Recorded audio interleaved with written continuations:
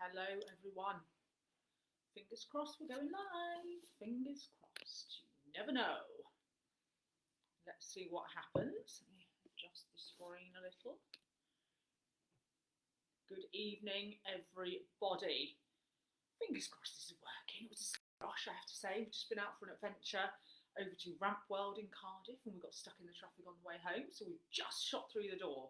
So a bit of a rush. So forgive me if any of it is a little incoherent tonight or I seem unprepared. I am. But that's absolutely fine, I think. So this evening I'm going to be talking to you about something that's really, really close to my heart. So running. So I've got it on the top. This Mum Runs. Part of one of my day jobs is for This Mum Runs, which is an amazing social community that encourages women to get back out into running, the community exercise, mental health, physical health after having kids, or just any women at all, actually. So yeah, running's really close to my heart. And a few of you had said you'd really love an intro into trail running. As one of my Facebook Lives. So I thought, let's do that. Let's give you a bit of an intro, not just into trail running, but also thinking about just even walking on the trails, walking off-road, and how that might work as well, because running can sound a little bit intimidating to some. So let's talk about trail walking as well. So I should begin with thinking about actually what is trail running or walking on the trails. So it's anything that's running or walking or plodding or jogging or trotting or whatever you want to call it, that's the majority of it's off-road. So that might be really simple paths, really simple trails, whatever. Trail running or walking is also a brilliant way to explore different places and find new things and see things that you would never have seen before. And it's super great for your physical and your mental health as well, no matter whether you're walking, running, sprinting, or doing some sort of sideways walk. It's an amazing way to get a little bit fitter, both mentally and physically. So lots of people asked, what do they need to do trail running? Well, not a lot is the answer, actually. It's fairly simple. It's not like mountain biking or stand-up paddleboarding or whatever, where you need a load of kit and a load of stuff to carry in your car or whatever. It's fairly simple, to be fair. So the first thing you need is just a sturdy pair of trainers. That could be anything. You could spend 20 quid down Sports Direct, or you could spend 180 quid on some Innovate Mudcore Rock Hopper badass trainers, which are amazing and awesome, and if you're going to do loads of trail running, invest in them. But you just need a pair of general sturdy trainers that got a bit of grip. Now you're going to see these and you're going to think you're disgusting, Joe, but these are my trail shoes and I invested in these. They were half price in the sale, so absolutely fine, but invested in these Innovates. They stink as well, so I can smell them right under my nose, but these have got a good bit of grip on the bottom. They're not really aggressive, but I'm just not going to fall over in the mud. So those are quite useful, grippy, good ankle support, so you're not going to fall over, hopefully. Next one, if you're a lady, what's the next thing you might need? And I put my hands here. Sports bra. Some sort of supportive sports bra or something you're comfortable running or walking in is really useful, because no one wants to be in pain, and the damage you can do to your chest if you run without one is pretty bad. So get yourself a decent sports bra if you can. Again, you can get them from places like Sports Direct, or you can get them online pretty cheaply now, so you don't have to invest massively. So 100% a pair of shoes, and if you're a lady, a bra. Okay, next one is a decent. I'm gonna kind of talk about deluxe and basic. So the essential shoes are your 20 quidders. Your deluxe ones are your Innovate, £180 fellas. Your sports bra, again, you can get it cheaply or you can get it deluxe version. I would say socks is something to not scrimp on. So you can absolutely go to Lidl, middle aisle, when there's a running special on and get some socks for £3, and they do ya. They'd be absolutely fine. But if you're going to start running longer distances or walking for the day, then I would say get yourself a decent pair of socks. And I love these Hillies. They're about 10 or 12 quid a pair, so they're quite a bit of money, but they last forever. But they just stop you getting blisters. And when your feet are cold and wet, they protect you from that rubbing and that chafing. So get yourself a nice pair of socks. Like I say, you can get £3 in Lidl, or you can spend 25 quid on a pair of luxury ones. These are about 10 or 12 quid and they'll last you forever, these Hilly ones. They're beautiful. Then, working up your body. Some comfy clothes to run in. That could be anything. Could be a pair of old shorts, could be a stinky old t-shirt, could be a pair of leggings. If you're going to get leggings or shorts and you're going out on the trails, I would always say try and find some, like the ones from This Mum Runs advert there, that have got decent pockets in. So I've got my phone in this side pocket here. It doesn't jiggle around, it keeps it safe and it doesn't fall out. And then I've also, this is weird, I'm turning the other way, it's also got a zip pocket at the back for a key. So I've got my door key for home and I've got my phone to keep myself safe while I'm out trail running. So get some with pockets in if you're going to invest in some leggings. And again, they start at like 10 quid down Asda, or you can spend 150 quid in Sweaty Betty. So anywhere in between, but yeah, anything that's comfy for you on your legs. And if you're going to go in fields or places where there might be nettles, you might want leggings rather than shorts. Just an FYI. Then you want some sort of top. That it could just be a basic t-shirt that's a couple of quid, or you could go for breathable high vis like I've got on, so I'm a little bit safer when I'm on the roads or going on the trails. People can see me a little bit more. It's just breathable. I always go a long sleevey because I can roll him up if I get hot, and then if I get cold again I can roll him down again. And these are really lovely. So yeah, maybe a couple of layers, maybe a vest and maybe a t-shirt over the top so that you can strip off if you need to. If you're going to go running in the rain, I don't tend to wear a waterproof because I get really, really hot really quickly. But if you're going trail walking, I would say you probably do want a waterproof if you're in the rain. But again, you can pick them up pretty cheaply or beg, borrow or steal, as we like to do. Okay, what else do I need whilst I'm on a run or a walk on the trails? So definitely you'll want to take some sort of water with you. Even if you're only going a mile or two, take some water with you. And you can go basic, quid, for a water bottle that you can carry and hold in your hand. You can also bop people over the head with it if they attack you, or do other things that are probably really useful, but that take some hydration with you. Always take a water bottle with you. Or, that's a basic one, or you can go luxe. You can go grand luxe. And get yourself one of these here hydration bladders. So these fit in a rucksack on your back, and you can fill them with water if you're going for a longer run, or you can put some electrolyte in there or whatever. But again, they're a luxe item, you know, that's if you're doing some longer runs or walks, take one of those. A bottle is absolutely fine. So this bad boy, if you are going to go longer walks or runs, would fit inside something like this, which is my little running hydration vest thingy, but it's got 10 billion pockets in it. So this one I got from Decathlon. I think it was about 20 quid. And it's probably bigger than most people would need. It's 15 litres because I was doing super long runs. But you can get them at like 5 or 10 litres. They've got some nice pockets in for storage. And it's really comfy. It sort of fits to your body. It's not like a normal rucksack that's all, you know, really like stiff and firm. It just fits to your body really beautifully. And it just feels like you're wearing a top. And also you feel a bit like you're in the army. Why wouldn't you want to feel like that? So he clips up like that. My hydration bladder goes in the back. It's super comfy. It doesn't jiggle around on your back too much. And like I say, this one was from Decathlon. I think it was about 20 quid, but you can pick up the smaller ones for 10 or 15 quid. My hydration thing goes in it and the little hose comes around so I can have a little drink while I'm on my long run, which is lovely. So that's the deluxe version. Like I say, chuck in a bottle if that's all you need. Okay, then I always, if I'm going on longer than a mile or two run or walk, I will take some sort of food with me as well. Obviously, I'm going to show you the healthy ones first. So I might take a banana. Not easy to carry unless you've got a bag, but it does fit in these leggings pockets. It looks a bit weird, but it does fit in there. Why not use the pocket if it's there? So that's your healthy one, banana. Sometimes I take a handful of dried apricots just in a napkin or a little bag or something in my pocket because they're really good for energy and they just get you round again. Quick bit of sugar without it being too unhealthy. Or if you want to go nuts, my trail bar of chocolate of choices, obviously a Curly Wurly. That can fit in that pocket as well. It goes a bit melty, so maybe eat it quickly. But it just means that if you're feeling a bit tired after a couple of miles and you need to get home, you can have a quick sugar rush. So always carry a little bit of something and try and keep it natural if you can. Energy gels and things are really good nowadays, but not so nice. They can sometimes make your tummy feel a little bit funny or a bit sicky. So if you're going big, if you're thinking, oh, I'm going to go for a 5-mile run or walk or a 10-mile even, then you might want to think about taking a map with you or making sure that your phone's charged up so you've got loads of GPS signal and you can just use your maps on your phone to make sure you know where you are. But we'll move on to, in a second, where you can go trail running and how to find those places. So what do you need? Some comfortable shoes that you can grip in, some comfortable clothes that you can wear, sports bra, and some sort of hydration or a snack. That's pretty much it. So it's not a huge amount, and you can beg, borrow, and steal most of that stuff, so it shouldn't cost too much money. Okay, so where can I go? Where do I even start? Do I go and walk up Snowdon?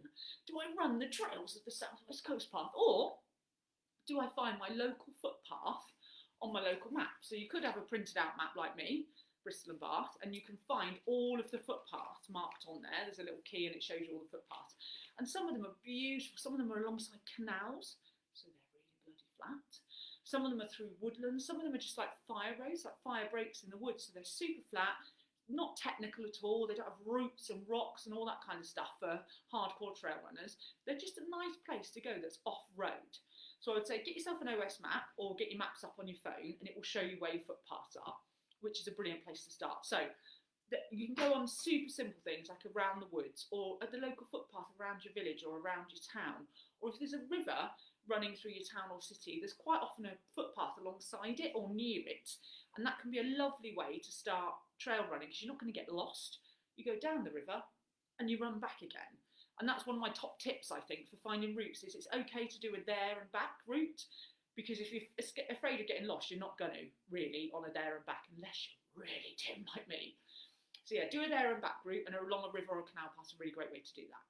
So canal towpaths are a great idea, just don't fall in. They're super flat, and again, you can do a there and back, and there are so many canal networks in the UK. So the Avon and Kennet Canal is one that's near us that's miles and miles long. So you could go for a short or as long a run or walk as you wanted to. There are lots of coast paths, obviously, around the UK because we're an island. So there's the Southwest Coast Path, there's Pembrokeshire Coast Path. There's all these amazing places where, again, you could do a there and back, or you could do a whole section of it and catch a bus back. So there's some brilliant places to explore, and those, most of them, will have maps. So there's the Southwest Coast Path, like A to Z map, and actually that fits in quite well in a pocket, or a big pocket, or a bag. And it's just got the footpath marked out really clearly on it all the way along. So those are brilliant books, those coast path books. There are lots of ways in the UK. So there's like the West Highland Way or the Cotswold Way that you can find on maps or on the internet as well. So they're brilliant things to walk along because A, they're quite populated, people tend to do them quite a lot. And B, they're really clearly marked because they're sort of like the motorways of footpaths, aren't they? Those things like West Highland Way, because people do them all the time. So finding those and sticking to them is really easy. So that's quite a good tip. Believe it or not, you can walk bridleways. So lots of people have said to me, actually, can you? I thought they were for horses. No, they're shared access. So they're for cyclists, horses and walkers, unless otherwise designated. Sometimes it says no cyclists. So you can go on those. Bridleways are brilliant because quite often they're short and you can do a little investigation. But just be really careful because there might be horses galloping along them as well. But bridleways are another great one to start on.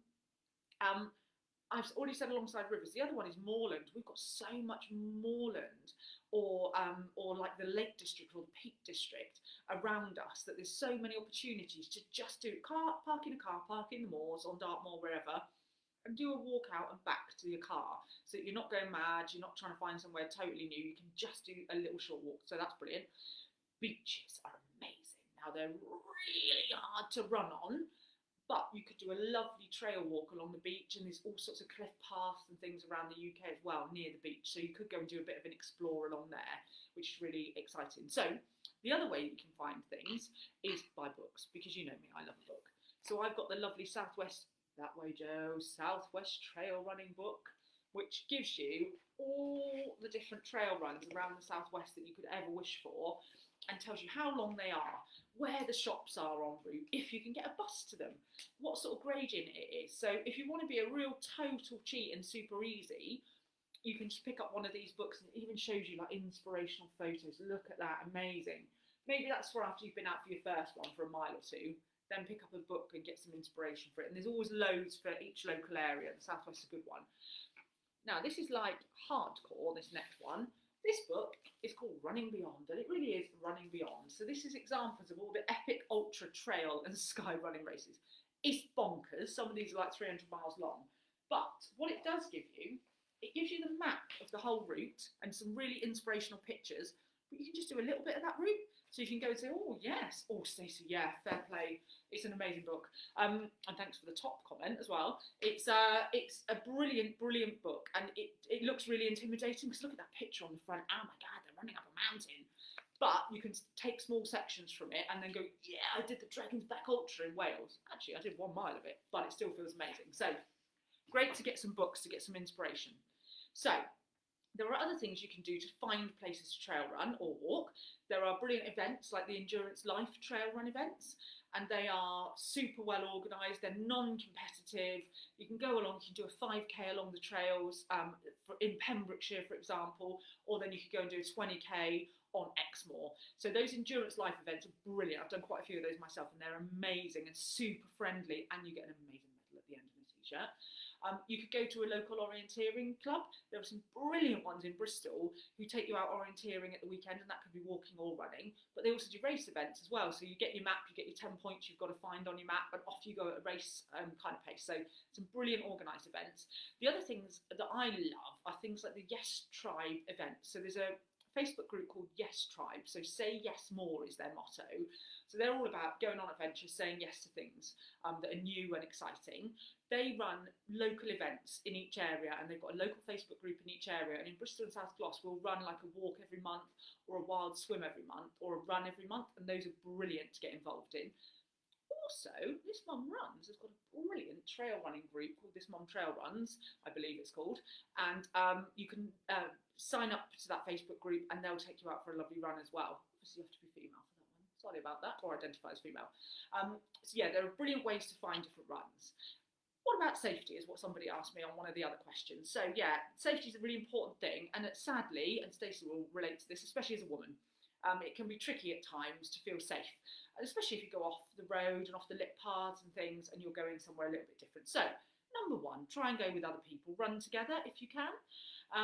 Number two, plan some short, really short walks or runs to start with, even if it's a mile. Find a little mile loop on a footpath or a there and back that's a mile, and then you can just loop it back and forth until you get some confidence that you're feeling safe and you know the terrain really well. Because what you don't want to do is go into a really technical one straight away that's 5 miles long and it's a loop that you can't get off. Go and do those little back and forth loops, and then it'll make you feel less nervous. Definitely plan less distance than you think you can run. I think trail running or walking is so much harder than running on the road, because you're using your whole body, you're using your core, your ankles are getting beaten up by the different like kind of rocks and terrain. So just plan a lot less than you would normally do on a road run or a road walk, and you'll be happy. You'll come back smiling rather than coming back feeling like you're going to die. Always take your phone. Always take your phone, and make sure it's fully charged, and make sure you get signal where you're going. If you start running out of signal, maybe run the other direction so that you can make sure you're safe. Definitely don't run in the dark on trails, especially if you're a woman alone. It just feels really dangerous and really dodgy, and it's not the most safe thing to do because you can't see where you're going and you don't know who's around either, which is a shame to have to say. I would also say watch your ankles, and a good way to do that is those super grippy, lovely, comfy trainers, supportive ones, but take shorter strides. I always find when I'm trail running, there's more technicality to it. So look down a little bit, try and look up as much as you can, look down a little bit, take shorter strides, and then you're not reaching out, slipping off something and falling for miles. You're just doing short strides. Short, punchy strides, keep your momentum up, and you'll feel a lot better on the trails. I certainly do anyway. And other safety tip, wear some high vis so that people can see you coming if it gets a little bit dusky, or they can find you if you were lost a little bit easier if you're wearing high vis. My last two safety tips are probably the most important ones. They are around some apps that you can download to your phone and some things that you can get. So the first one, I'm going to pick up my stinky trainer again. Oh, where did I put it? There it is. He absolutely stinks. This thing, oh god, mud just fell off it. It's called an ice tag, and it's in case of emergency tag, and you can attach these to your trainers. So if you fall, or you're on your own, or you get into trouble, or you feel a bit woozy and you can't tell people your emergency contact number for somebody, it's all printed on the back.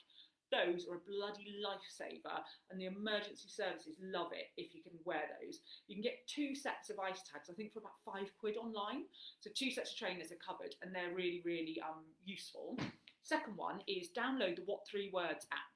What 3 words? Let me show you it on here. What 3 words? So basically, wherever you are in the world, you might not be able to see that very well actually. Wherever you are in the world, it will locate you to your nearest meter and give you 3 words that are unique to that meter square that you're stood in. And emergency services and various other people use it to be able to find you. So my location here might be Cliff Chocolate Dog. And the emergency services will know that that is 1 meter square in my house. So if you've got any sort of signal on your phone, What 3 Words will work. And it's just an easier way than going, I'm by that big rock on Dartmoor, about 5 miles away from Haytor, where they're never going to be able to find you. You can use that What 3 Words app really brilliantly. So those are my 2 top last safety tips. Then finally, after you've got your little bit of kit that you might need, and you've thought about your route and where you're going to go, and you've looked at your book or your map or your whatever, my tips really are to try and have loads of fun with it, because road running can be a bit boring, but actually trail running is just like an absolute joy. And and it doesn't have to be a run. I would say always walk up the hills unless you really, really want to kill yourself. Because when you're walking up the hill, you're going to get to the top without being absolutely knackered. You're going to see the beautiful view that's there and be able to take it in, and you're going to spot a lot more and have a lot more fun. It's not about pace. Trail running absolutely isn't about pace, and there's some amazing statistic that more female trail runners that enter races finish them, those big races, you know, those like 100-kilometre races, finish them because they take it at a steady pace and they get round. You tend to find, and I'm being very gender stereotypical here, that quite a few men will enter, go off at a super fast pace, and they don't finish it because they've gone off too fast. So it's all about slow and fun and enjoying chatting with your mates. I definitely think listen to how your body feels when you're out trail running. That's the fun bit. You're going to feel like you're a superhero, splashing through massive deep muddy puddles up to your knees and brushing through nettles and running along a beach as the waves crash in. All of those things make you feel amazing and get that air in your lungs and get that mental capacity back for you. I also think running down hills in a field or on a beach or in the woods really bloody fast as you can after you've walked up the hill the other side with your arms rubbing around like Blinking Phoebe or Friends is one of the most amazing feelings you can ever have. And if you're doing it with friends, even better, because one of you will fall over and you'll have a giggle. So I think everything about trail running or walking is just about having really good fun. And to make sure it's fun, just do that bit of prep. Make sure you've got a little bit of kit, make sure someone knows where you're going, make sure you've got your what through words, and make sure you've got your ice tag and some hydration, and you'll be laughing. So, next steps for you guys is to have a think about where you might like to trail run or trail walk. Shout out in the Find Your Flow group, see if anyone's in there that lives near you and fancies a little bit of trail run too. I'm always keen, although I'm not as fast as I used to be, so I will be the plodder at the back. Come on out for a trail run or a walk with somebody, buy yourself a book, get yourself some trainers and just have a bash and really, really enjoy it. I would love to see your photos in the Find Your Flow group if you feel like you can share them there. Go forth, be safe, have fun, and run a little bit like Phoebe, as the people at This Mum Runs would say. And I'll see you all again soon for the next Facebook Live. Thanks, guys.